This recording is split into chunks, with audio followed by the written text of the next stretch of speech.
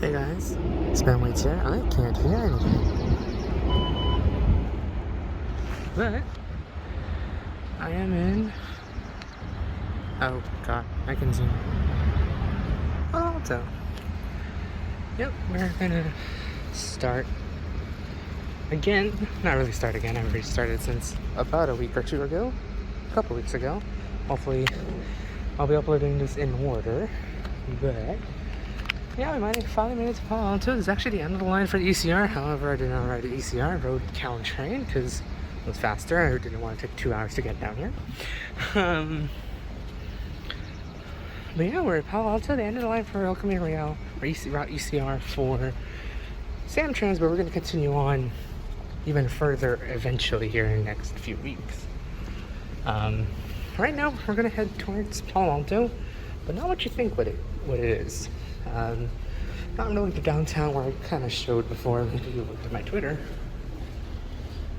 But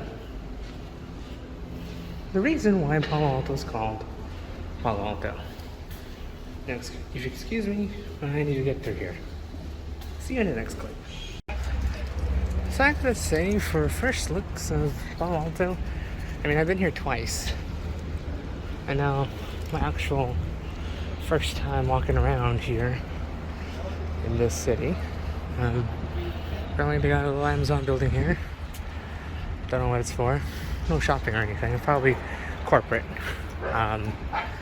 Towards there on the left side is Stanford University. So that'll be cool to go to eventually. But yeah, like downtown Palo Alto's here, which we'll explore just a little bit later. However, I'm here to show you, why Palo Alto is called Palo Alto. And the only way to get there is to walk that way. So, we'll see you then. Also, I will say, I didn't expect it to be kind of hot today. Kind of wish it came earlier in the week when it was not this hot, but it is hot. Granted, it's almost June, so it's bound to get just a wee bit hotter as we get down here. Very nice place so far. Not too bad. Kind of keep going. You see here. It's interesting that this fire station is called University Park because again, just over the railroad tracks and over El Camino Real is Stanford University. Pretty big campus. The only Ivy League college in the West Coast. For those who doesn't know, most of the Ivy League colleges are actually located in the east side of the United States. I believe Stanford is the only one that is Ivy League in the West. Correct me if I'm wrong. It's been a while since I've been to college, as you can tell. It'll be cool to explore that university one day. I do plan on doing it. I don't know so much about this week to see if I could do an extra, but mainly this episode is going to be Palo Alto and just exploring its downtown and its roots. Quite literally. I'll just spoil this now. Palo Alto is named Palo Alto because of a tree. A nice redwood tree, so we're going to find it somewhere down this way. It is a bit of a walk. Behind me, about like quarter mile away, 10th of a mile away was Palo Alto Caltrain Station. It's also Palo Alto's Transit Center. Connections for VTA, Samtrans, and Caltrain. But to get to the tree, it's about, I think, half a mile is what I last saw, so not too far. Pretty flat walk except for a little uphill at the very end.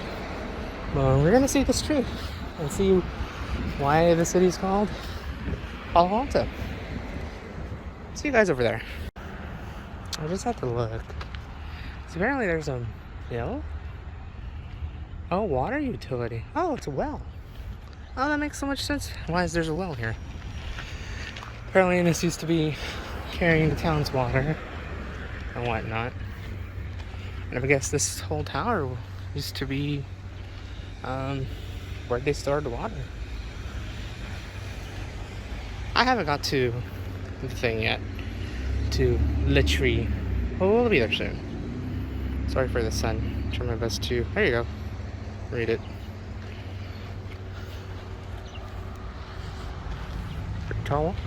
Pretty tall tower.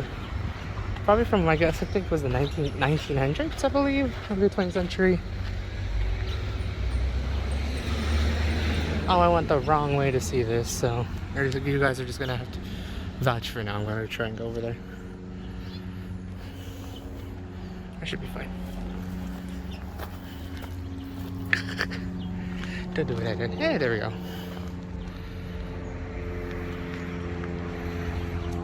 Yeah, so I was kind of right. 1900s, very early 1900s.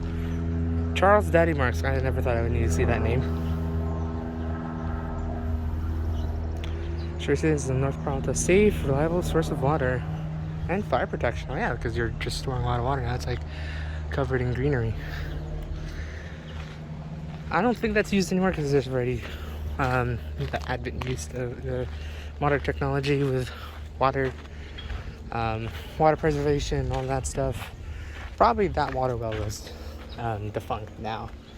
Well, it's cool they never tore it down. Could show the essence of history and inventiveness, I guess. I can't think of the words. Of the water well and the water tower. So, from what I'm assuming, graduation's going on at Stanford U, so I may be a little bit busy here in a couple hours. So then something tells me it's gonna be probably really busy in downtown Palo Alto in the next couple hours. So I'm gonna try to do this quick in terms of recording, so I can grab lunch and then figure out where to go from there. But aside from the warm weather, it's really nice to walk around here. It really is. Quite quiet aside from the rolling traffic back and forth, and then eventually the hourly service that runs back and forth here. But not too bad. Here we go. All the little birdies around here. There we go. Reason why Palo Alto's it's called Palo Alto. El Palo Alto Park. Named after, ooh, almost got pooped on. Named after a certain tree here in Palo Alto. So yeah, about a half a mile walk, not too bad.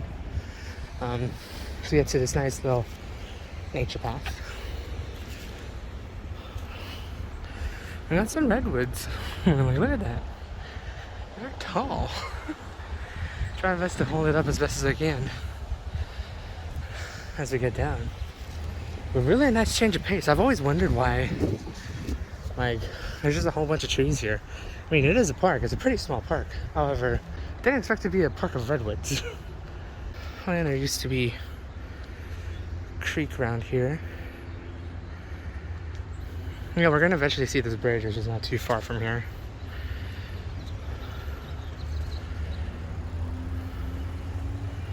Yeah, there's a little creek actually right there that we'll eventually get to and look at. Like, look at this park. It's really small, quiet, quaint. You hear the birds chirping. And see some redwoods. I'm trying to remember which one is the tree. I think we'll see it over here in the distance. So we got a bridge over there.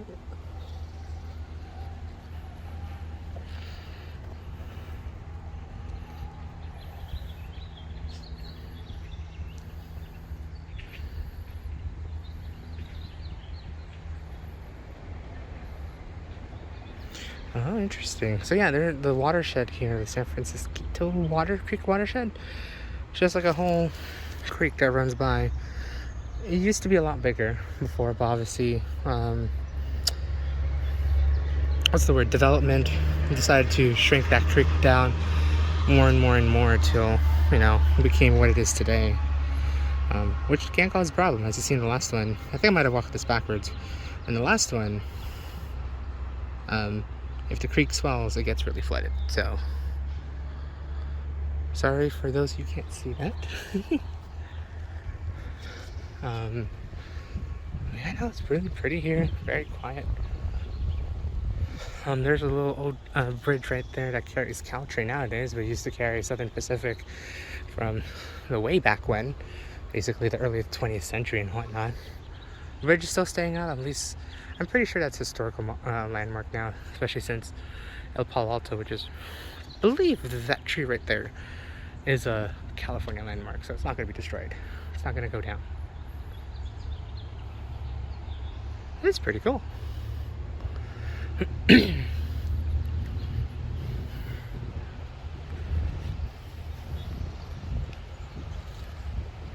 Oh, I'm definitely walking this backwards.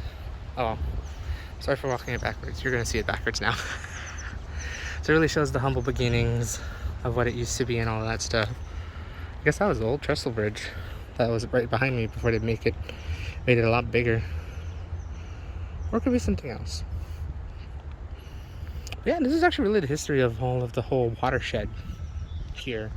Basically, the creek used to be a lot bigger than that, and now it's not. Whole map and everything. I can't see because the sun is really glaring at my eyes, so I'm sorry about that. I'll try my best. But yeah.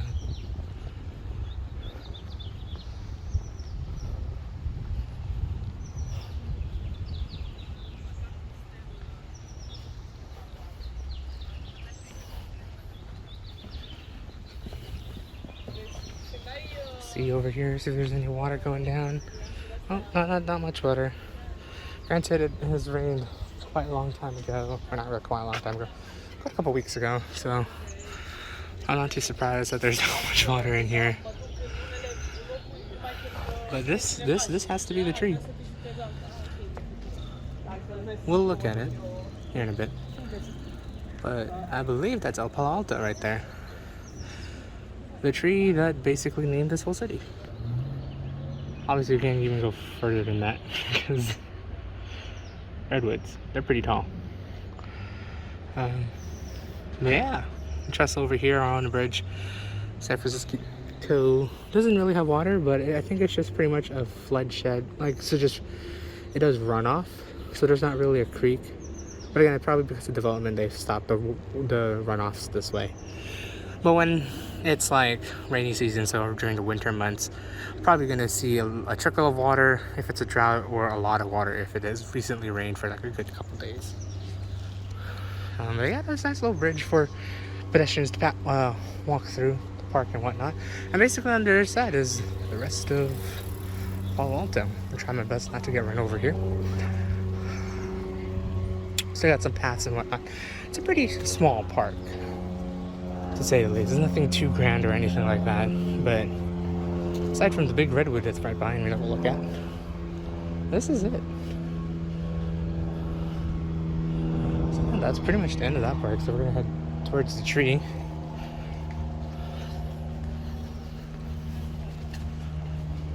Let's see what we can see over here. I think in about now, I think it's in 20 minutes. Northbound train will be passing through here, so we'll not wait that long, per se. It's a really nice small park. Just really quiet. A couple people around here, so I want to try my best to keep it quiet. But here, I believe, is the full plaque of the tree. Under it is drying. Remember the Palo Alto, November 6th till 11th, 1769. Oh.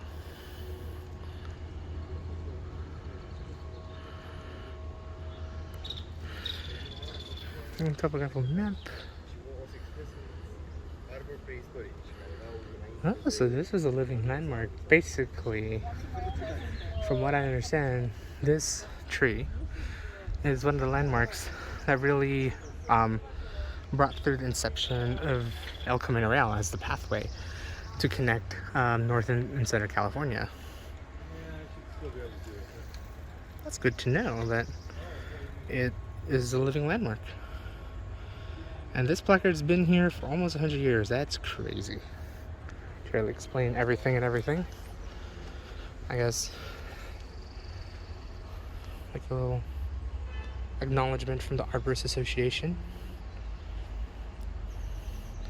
Recognizes this significant tree in the bicentennial year, have it lived here at the time of the signing of our Constitution. That's crazy. Yeah, the Constitution of America. This tree's still standing. It's huge.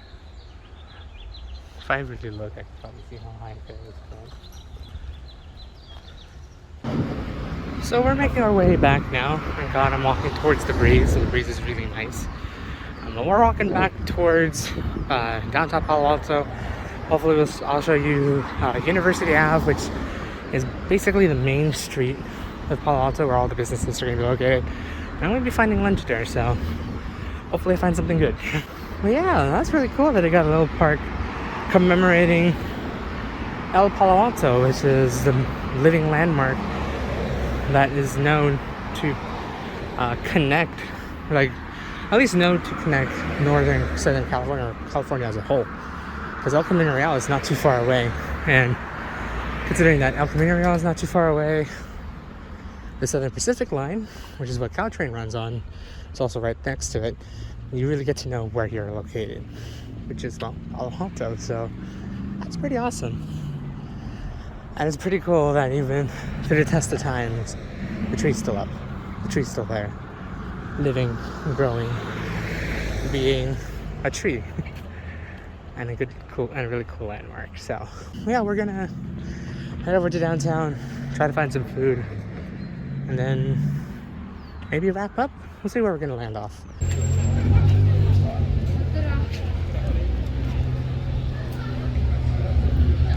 So I gotta say, downtown Palo Alto makes me feel like I'm in Burlingame, just bigger. All the shops, streetways with restaurants and whatnot. Definitely get that vibe. Pretty busy around here though. So, yeah. So the history of Palo Alto, and at least its creation, does go a little bit further beyond being just a landmark for El Palo Alto. Mainly the El Palo Alto part was just to be a landmark for those explorers back in the 1700s. Just trying to explore all of California. In terms of creating Palo Alto itself, it actually started with Leland Stanford and just wanting to commemorate his son who died from typhoid fever at 15. Basically, he wanted to create a university, or like a school, and then eventually the university itself, back in the late 1800s. He wanted to make the center, like the town, like the town itself, based on an existing town in Mayfield. But they had certain conditions they needed to meet. One, mainly, they wanted to meet the condition of not being an alcoholic town, but the town of Mayfield said no. So he then ended up creating the town himself around where Stanford University is, and eventually it actually spans across through University Avenue, which I'm showing here now. So basically, I'm still kind of correct. University Avenue is the proper downtown of Palo Alto. I only say technically correct because in the early 1900s, Mayfield and Palo Alto, or Palo Alto annexed Mayfield. So now, for one reason or another, they have two downtowns. One here down University Avenue, and then the other one in California Avenue. Basically, if you look at a Caltrain map, you'll see a California Avenue station and wonder, why does it look like a downtown? That's because that is the downtown of Mayfield. But ever since Palo Alto decided to annex Mayfield, they decided to make University Avenue the proper downtown area for Palo Alto. As the university grew, they decided to build more, basically like the Stanford Shopping Center, the research part, and all the underlying neighborhoods that is around Palo Alto. Basically meant for the university. Apparently there's also like a neighborhood called Professorville for where all the faculty members stay at. I wonder if I could find that one day. I didn't find it on this vlog. This is more of the after the fact sort of thing.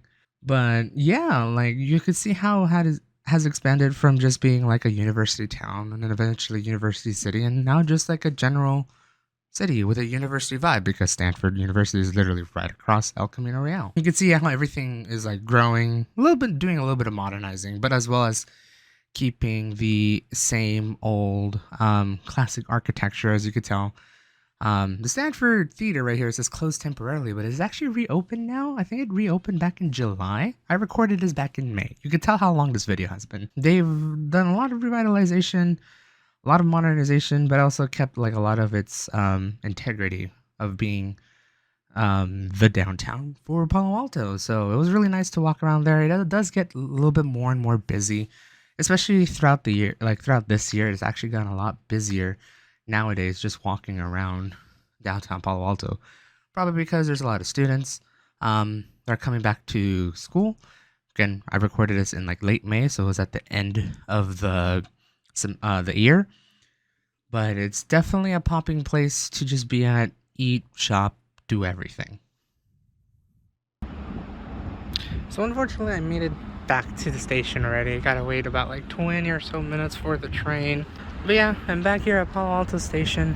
I like the little retro design they got with the sign. Very like 50s, 60s. Even though I think this building's probably built 50s, 60s from just the looks of it. But anyways, I am already back here at the Caltrain station. Gonna be heading back home to San Francisco. Hopefully you guys enjoyed a little part of Palo Alto. I tried my best to show as much as I can and I kind of explain the history of Palo Alto. And especially the tree that's just literally half a mile that way. Like, here's the northbound platform, it's half a mile that way, for those who wants to know. Yeah, hopefully you guys enjoyed this part of the vlog. I know I didn't record much. It was pretty busy here at Palo Alto. Granted, at the same time, I think it's graduation here at Stanford University, so it's going to be popping here in the next couple hours. So I think I should probably head out now before it gets really, really busy. But yeah, I think next week we're going to try to get down towards San Jose. But I think we're going to be stopping at either Cupertino or somewhere down on the 22-522, maybe Sunnyvale. I know eventually Sunnyvale, and then Santa Clara, and then San Jose will be our last stop for the El Camino Real vlog series. So hopefully you guys are enjoying this. Give me a like if you haven't already. Subscribe if you haven't already. And I'll see you guys next time down the line. Probably not down Caltrain, but through VTA. 22 Route 522 is all the way over there, so I'm gonna have a fun time connecting over here at Palo Alto to get down that way. So if you guys have any suggestions, feel free to put a comment down below and we'll maybe visit it next time. Definitely Stanford. I'll find a time to go there. Don't know when, but we will. Alright, I'm digressing too much. I'll see you guys next week down wherever I'll be next time on El Camino Real. This is Family. See ya.